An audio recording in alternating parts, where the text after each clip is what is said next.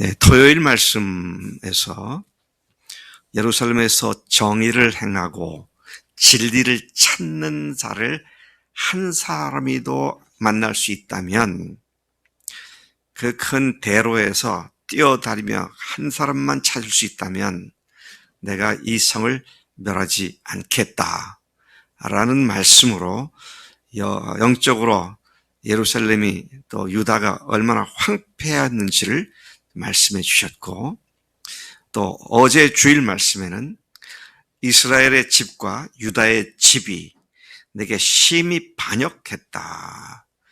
나를 인정하지도 않고 내가 있다는 사실을 부정해버리고 재앙 따위는 없고 칼이나 기근 같은 것도 절대로 우리한테는 오지 않는다 라고 말하면서 선지자들의 소리는 하나님의 말씀이 구석에 없는 바람에 불과하고 그 말로 그들이 당하게 될 것이다. 그러나 하나님께서는 너희 입에 있는 나의 말을 불이 되게 해서 나무 같은 이 백성을 불사르겠다. 불로 다 태워버리겠다. 그렇게 무서운 예언을 하신 것이 어제 말씀입니다. 하나님은 먼 곳에서 강하고 오래된 나라, 곧 이스라엘 사람들이 전혀 그 말도 알지 못하고 깨닫지 못한 나라를 오게 하실 것이다. 그들이 무력으로 너희를 점령하여 너희 모든 것을 빼앗고 멸망시킬 것이다. 그렇게 해야 하는 이유는, 그렇게 할 이유는 너희가 여호와를 버리고 이방신들을 섬기기 때문이다. 그러나 그 가운데서도 남은 자를 살려두시겠다. 그런 말씀이 어제 말씀이었습니다. 참 이 예레미야 말씀을 매일 아침 묵상하고 선포한다는 것이 저에겐 괴로움입니다. 왜 괴로움이냐? 예레미야의 말이 오늘 우리들의 모습에 너무도 오버랩이 되기 때문에요. 그 생각을 해봤어요.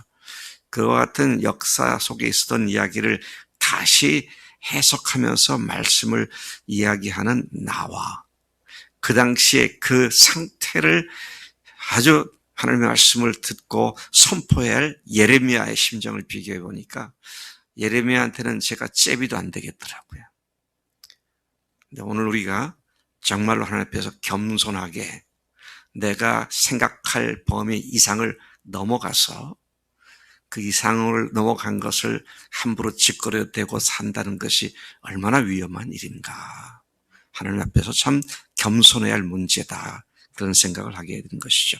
오늘 말씀은 20절에서 31절까지 말씀이죠.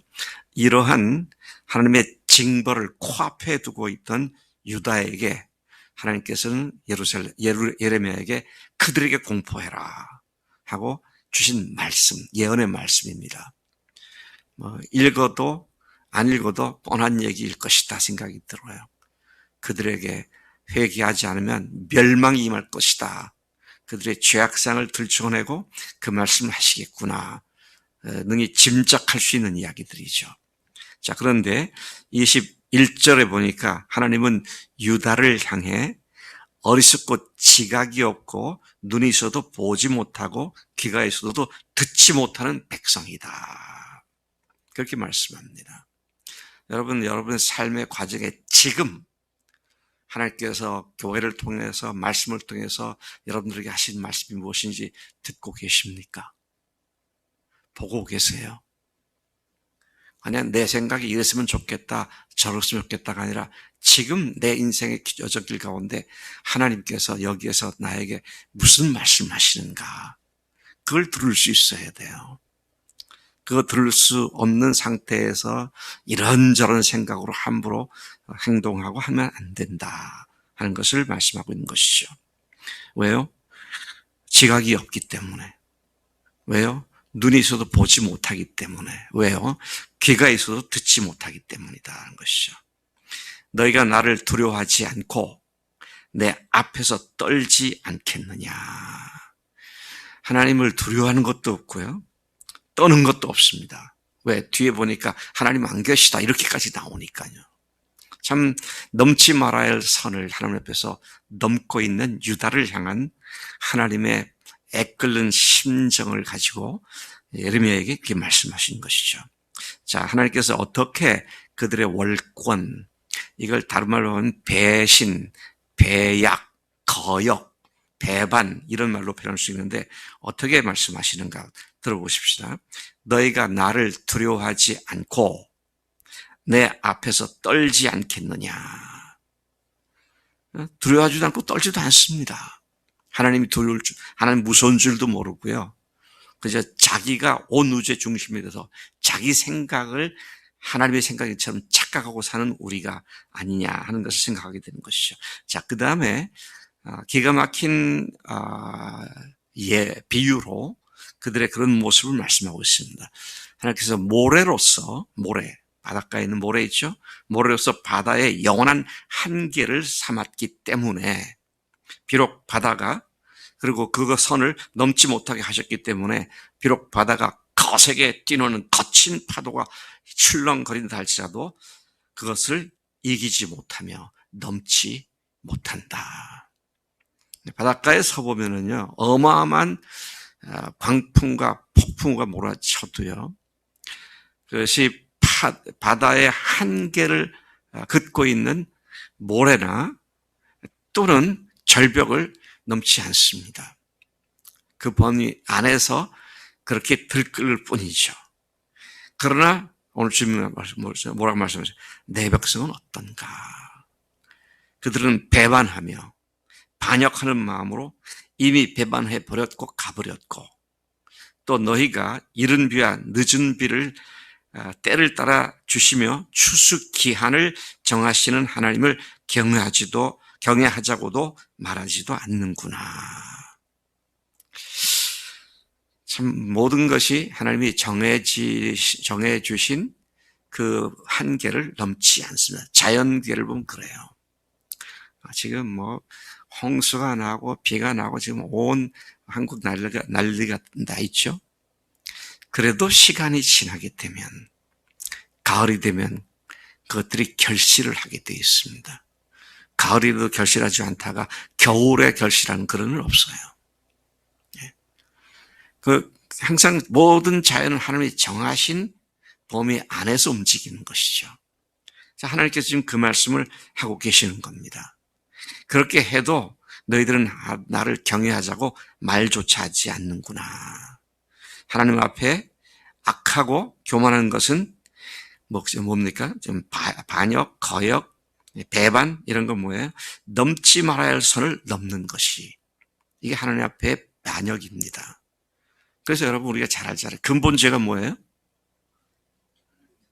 자기가 하나님의 자리에 올라가는 겁니다. 이게 넘지 말아야 할 자리에 올라가는 거예요. 참 무서운 죄입니다. 근데 그런 죄를 위해서 하나님께서 아들을 보내셔서 대신 죽게 하셨고 또 부활로 우리를 영원히 구원하시는 확증을 주셨는데 그래서 그 믿음으로 새 생명을 얻은 우리인데 그 다음에 다시 또 자기가 주인 돼서 하나님 자리에 올라가는 거 이게 배약이에요. 이게 배반이고요. 그래서 무엇을 생각하고 판단할 때 주님이 주신 범위 안에서 주님의 권위 아래서 생각하고 행동하는 이것이 겸손이고 하나님께서 정해놓으신 법칙을 넘어가지 않는 것이다 하는 것을 우리가 깊이 이해해야 한다. 지금 하나님께서 유다를 향해서 멸망을 선포한 이유가 뭡니까? 그 선을 넘었기 때문입니다. 하나님의 자리를 자기가 꿰차고 올라가서 자기가 하나님의 위치에서 마음대로 생활하고 심지어는 하나님이 없다고까지 얘기를 하면서 재앙 같은 건 없어. 아니야. 여러분 제가 이런 얘기를 하면 제가 기쁨으로 얘기하겠어요? 참 저도 괴롭습니다. 그런데 사실을 사실로 얘기하지 않는 게 거짓 선지자 아닙니까? 요란스러운 말을 하지만 그 속에는 하나님 말씀이 없다. 그러셨잖아요. 이제 그렇지 않습니다. 하나님은 속지 않으시고 사람들에게 우롱당하지 않으신 분이 하나님이시다 라는 사실을 우리가 생각하게 되는 것이죠. 25절 보니까 유다의 악하고 죄악된 마음이 하나님을 물리쳐버렸다. 하나님을 내쳐버렸다. 하나님을 거부해버렸다. 그들의 그러한 반역하는 죄가 그들로부터 좋은 것을 막아버렸구나. 받아야 할 놀라운 복들을 놓치고 있다. 여러분, 우리가 예수님을 믿는 결과로 영원한 생명의 구원의 감격 속에 살아가잖아요. 근데 그것이 어느 날 변해서 원망과 불평이 된다. 자, 이건 보통 심각한 문제가 아닙니다. 지금 그 예레미야를 통해 하나님께서 그 말씀을 말씀하고 있는 것이죠. 심지어 26절에 보니까 내 백성 가운데 있는 악인이 새 사냥꾼이 매복함 같이 사람을 잡기 위해 덫을 놓고, 이거 하나님의 교회에도 마귀란 놈이 새 사냥꾼이 매복함 같이 사람을 잡기 위해 덫을 놓는다. 여러분, 새 덫을 놓는 것을 본 적이 있으세요? 요즘 동영상 같은 데도 보면 새 잡는 거 이렇게 많이 나오죠. 근데 어떻게 합니까? 새가 좋아하는 먹이를 틀에다가 거치해 놓고 그거 먹으려고 왔다가 딱 스프링까지 탁 튀어가지고 잡히게 만들잖아요. 여러분, 마귀란 놈은요, 우리 눈에 좋게 보이는 것을 가지고 속이는 거잖아요. 그래서 정말 정신 똑바로 차려야 합니다. 우리가 영적인 거대한 싸움을 싸우고 있어요. 우리를 수시로 공격하는 악한 마귀가 조금만 방심을 하면 그냥 지 먹이로 삼으려고 그렇게 하는 것을 보게 되는 것이죠. 너는 27절 이하에 보면 그렇게 말씀합니다. 또 뿐만 아니라 새 장의 새들이 가득함 같이 너희 집들의 속임이 가득하도다. 이건 망한 집안입니다. 속임이 가득한 집안, 그건 망한 집안이죠. 끝장난 집안입니다. 영적으로 우리가 악한 마귀에 속고 있다면 정말 우리가 정신 차려야 할 문제다. 27절에 너희는 번창하고 큰 부자가 되어 살찌고 윤택하지만, 자, 그래서 그들은 자기 배를 불리고 자기들의 원하는 것들을 충족시키는 그런 일을 하고 기름이 더럭더럭진 살찐 사람이 됐고 삶이 윤택하게 보이지만, 그 다음에 뭐냐, 행위가 심히 악하여 자기 이익을 얻으려고 무슨 일까지 저지릅니까? 재판하는 일에 의해서 불의한 일들을 저지른다. 재판의 본질은 뭡니까? 재판한다는 말이 그 본질이 뭐예요? 옳고 그름을 판단하는 거잖아요. 근데 옳고 그름을 판단하는 데 있어서 한쪽으로 치우치게 되면 불공정이 되는데, 그 불공정의 원인은 뭐냐? 자기한테 유익하게 하려고. 자기에게 유익이 있으면 그게 좋은 거라고 편을 들어주는 거죠. 자, 여기서 기가 막힌 얘기를 하고 있습니다. 뭐라고 얘기를 하고 있습니까? 고아와 관계된 재판권. 고아가 어떤 사람이에요? 부모가 없습니다. 편 들어줄 사람이 없어요. 그런 사람이 재판권에 관계되면 재판관은 무시해버리고 자기한테 유익하게 해줄 사람의 편을 들어서 부당한 재판을 하는 일을 저지른다. 너희들이 지금 그렇게 하고 있다. 그런 말씀하시죠. 또 가난한 자의 재판을 공정하게 판결하지 않는다. 그러니까 벌써요, 이렇게 하나님을 배반하고 있는 사람들에게 나타나는 특징은 뭐예요? 옳고 그름에 대한 분별력이 사라져 버립니다. 그 마귀에게 속아서 아담이 범죄했을 때에 네가 하나님과 같이 되어서 선악을 분별하게 된다. 그걸 하나님이 그걸 아셨기 때문에 늘 먹지 못하게 하는 거야. 그래서 먹었잖아요. 그래서 선악을 분별하게 됐습니까?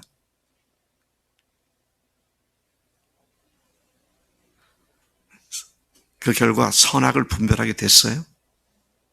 에이, 선악 분별하게 됐죠. 됐어요. 선악을 분별하게 됐어요.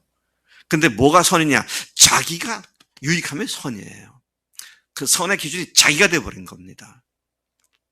나한테 조금 불편하면 나쁜 거예요. 우리 청년들, 전에 우리 앞서 있었던 사역자들이 그냥 새벽 기도 나오라고 계속 전화하고 귀찮거든. 그러니까 새벽 기도 나오라고 전화하는 게 너무 지긋지긋했다. 그런 말도 내가 그때 들었어요. 예, 참 기가 막힌 얘기입니다. 그렇게 전화하고 새벽마다 같이 기도하자고 말하는 사람들은 기쁘겠어요? 고역입니다. 근데 그 고역을 왜 해요? 왜 해요? 살 길이니까. 살 길이니까. 네, 제가 꼰대입니까? 네? 제가 한 가지 이번에 과테말라 가서 보니까 꼰대가 좋은 말이더라고. 꼰대. 깜짝 놀랐어요. 꼰대 카페가 있더라고. 그래서 꼰대가 무슨 뜻이냐 했더니 귀부인이라고 그러더라고요. 귀부인. 아니요. 이건 살고 죽는 문제입니다. 네. 정말 살고 죽는 문제예요. 하나님 앞에 겸손하고 그분의 도움을 구하고 그분의 인도하심을 받는 일이야말로 우리가 살 유일한 길이다라는 사실을 생각해야 합니다. 여러분 한번 생각해 보세요. 최근에 얼마나 나의 죄악된 본성 때문에 가슴을 치며 주 앞에 회개한 적이 있으세요? 우리가 하나님을 너무 두려워하지 않아요. 정말 하나님 앞에 그 같은 겸손함이 있어야 되겠다. 자, 29절 내가 이런 부정한 일들에 대하여 반드시 벌할 것이다. 하나님께서 말씀하셨다. 이런 일에 대해 반드시 벌할 것이다. 내 마음이 이 같은 나라를 보복하지 않게. 하나님께서는 보복한다는 표현을 쓰셨어요. 복수한다, 보복한다, 응징한다 그런 의미가 될 수 있겠죠. 이것이 곧 여호와의 말씀이다. 이건 지금 사람들이 예레미야로 말로 알지 않게 하기 위해서 이게 하나님의 말씀이다. 그렇게 못을 받고 있습니다. 이 땅에서 행해지는 무섭고 놀라운 일들로는 하나님의 말씀을 전하는 선지자들이 하나님의 말씀이 아닌 거짓을 예언하며 제사장들은 자기에게 주어진 권력으로 통치하며 내 백성은 그걸 좋게 여기고 참 한도 끝도 없는 얘기입니다. 제사장이나 또 선지자들이 그렇게 악을 행하는데 백성은 그걸 좋게 여긴다. 왜 좋게 여길까요?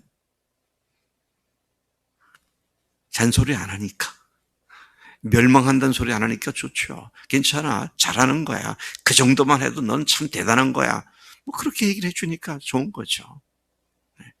한나라의 자매 참 사랑하고 귀한 마음을 갖고 있어 좋다. 그러면 좋지. 근데 정신 차려. 요즘 너 언제 간증 썼어? 그럼 듣기 싫잖아. 뭐 한번 생각해 보세요. 하나님의 말씀이 나를 터치해서 내 삶이 흥분되고 감사해서 이걸 단순히 나누지 않으면 견딜 수 없는 그런 것들이 얼마나 자주 있었느냐라는 것을 생각해 볼 필요가 있다는 거잖아요. 우리 명준의 아빠가 오늘 아침에 나왔는데 어제 예배 끝나고 점심 먹고 간증 나누는데 얼마나 감사한지. 야, 성령님께서 이렇게 변화시키시는구나. 복음을 기뻐하고 즐거워하고 복음 안에서 사람들을 만난 것이 너무 기뻐서. 그래도 어제는 나한테 자비를 베풀었어요. 왜 자비를 베풀었느냐? 4시쯤 되니까 목사님 가시지요 그러더라고. 아니 계속 하고 싶은 마음이 많은 거예요. 이 불이 타오르니까. 근데 그것이 내가 열정을 내서 하는 거예요? 성령님께서 내 속에 하신 일이잖아요. 그리고 우리는 성령으로 사는 사람들이지 내 생각과 내 결단으로 사는 사람들이 아닙니다. 내 결단 아무리 해보세요. 작심삼일이죠. 근데 정말 주님을 의지하게 될 때. 그래서 여러분 우리가 괜히 하는 말로 성령 역사함이 아닙니다. 저도 제 자신을 이렇게 보면은요. 나도 모르는 힘에 이끌려서 맨날 다니는구나 생각이 들어요. 나도 신기해요. 제가 이제 내일 모레면 만 74세잖아요. 근데 과테말라 가고 놀러 간 게 아니라 4차례에 걸쳐서 하나는 한 주간 강의를 하고 그냥 한 시간 3마일, 그러니까 4km 조금 넘는 거리를 시내에서 이동하는데 1시간이 걸리는, 차라리 걸어가도 충분히 갈 수 있는 그걸 차에 같이 갖고 그렇게 다니고 3시간 걸릴 거리를 갖다가 7시간을 터덜거리면서 다니고 힘들더라고요. 그래서 제가 과테말라 그러면 제일 힘든 게 뭐냐? 다니는 게 제일 힘들더라고요.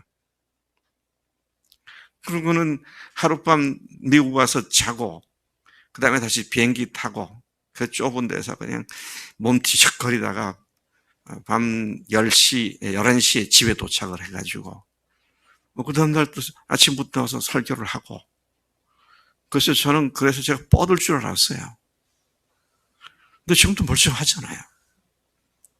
여러분, 이게 지 힘으로 하는 거 아닙니다. 주님께서 주시는 성령의 역사하심을 통해서 기쁨과 감사와 감격으로 하는 것이지, 그래서 그 성령의 역사하시는 능력이 나에게서 고갈되고 있다. 빨리 회개해야 돼요. 다른 데서 찾지 마세요. 주님과의 관계에서 문제를 찾아야 합니다. 그래서 주님께서 우리 말이 참 재밌어요. 신바람 난다 그러잖아요. 신바람 나면 막 신이 나가지고 막 이렇게 하는 것을 신바람 난다는데, 성령의 바람으로 사는 게 우리들의 삶인 줄로 믿습니다. 성령으로 역사하시는 역사함 가운데 오늘 여기에서 말씀하시는 이 저주의 내용이 우리에게는 아무것도 해당되지 않고 주님의 은혜 가운데만 날마다 더 깊이 들어가는 우리 삶이 되기를 간절히 축복합니다. 하나님 아버지 감사합니다. 이 아침 괴롭고 아프고 슬프고 때로는 너무도 속이 상하는 그런 말씀들로 가득 찬 모습을 볼 때 저희들도 힘이 들지만, 그러나 하나님께서는 팩트를 정확하게 직면케 하시는 하나님이심을 알고 있습니다.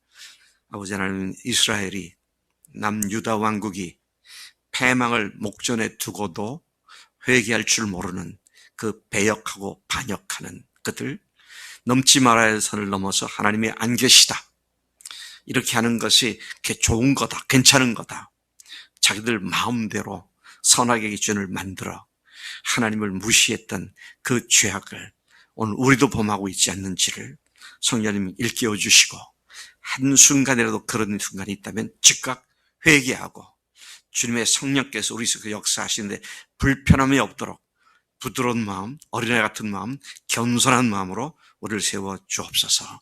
그렇게 하시는 줄로 믿습니다. 감사하고 예수님의 이름으로 기도로 삼나이다. 아멘. 아멘.